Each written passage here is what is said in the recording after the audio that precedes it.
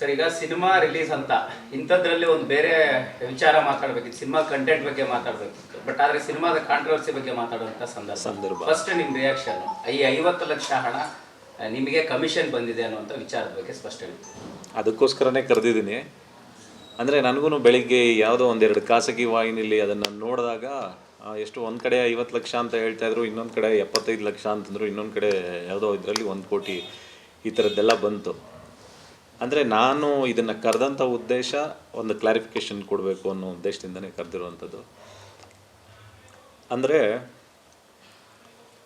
ನಮ್ಮ ಸಿನಿಮಾ ಅಂತ ಶುರುವಾದಾಗ ಎಲ್ರಿಗೂ ಒಂದು ಸಿನಿಮಾ ಅಂದರೆ ತುಂಬ ಪ್ರೀತಿ ಇರುತ್ತೆ.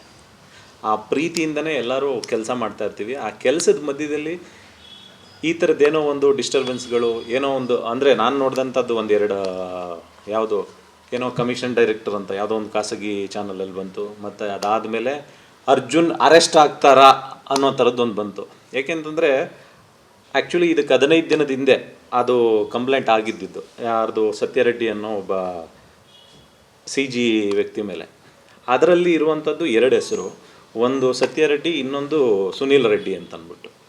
ನನ್ನ ಹೆಸರೇ ಇಲ್ಲದೆ ಇರುವಂಥ ಒಂದು FIR ಕಾಪಿನ ಹಾಕಿ ಇವತ್ತು ಬೆಳಿಗ್ಗೆ ಒಂದು 2-3 ಚಾನಲಲ್ಲಿ ಮತ್ತು ಇನ್ನೊಂದು ಯಾವುದೋ ಒಂದು ಇದು ಸಿನಿಬಜ್ ಅಂತ ಯಾವುದೋ ಒಂದು ಆ ಡಿಜಿಟಲ್ ಪ್ಲ್ಯಾಟ್ಫಾರ್ಮಲ್ಲಿ ತುಂಬ ಕೆಟ್ಟದಾಗೆಲ್ಲ ಬರೆದಿದ್ರು. ಹಂಗಾಗಿ ಆ ವಿಚಾರಗಳಿಗೂ ನನಗೂ ಯಾವುದೇ ರೀತಿ ಸಂಬಂಧ ಇಲ್ಲ ಅಂತ ತಿಳಿಸ್ಬೇಕಾಗಿದ್ದದನ್ನು ನಾನು ಹೇಳೋದಕ್ಕಿಂತ ಹೆಚ್ಚಾಗಿ ನನ್ನ ಲಾಯರ್ ಶಂಕರಪ್ಪ ಅವ್ರಿಗೆ ಹೇಳಿದೆ, ಈ ಥರ ಆಗಿದೆ, ಈ ಥರ ಸಿನಿಮಾದ TV ಗಳಲ್ಲೆಲ್ಲ ಬರ್ತಾ ಇದೆ, ಈ ಥರದ್ದೆಲ್ಲ ಮಾಡ್ತಾ ಇದ್ದಾರೆ ಅಂತ. ಅದಕ್ಕೆ ಬನ್ನಿ ಅರ್ಜುನ್ ಒಂದು ಸತಿ ಕರೆಸಿ ಮಾತಾಡೋಣ ಅಂತ ಅಂದ್ಬಿಟ್ಟಂದ್ರು. ಅದಕ್ಕೆ ಬಂದಿದ್ದೀನಿ. ಹೇಳಿ.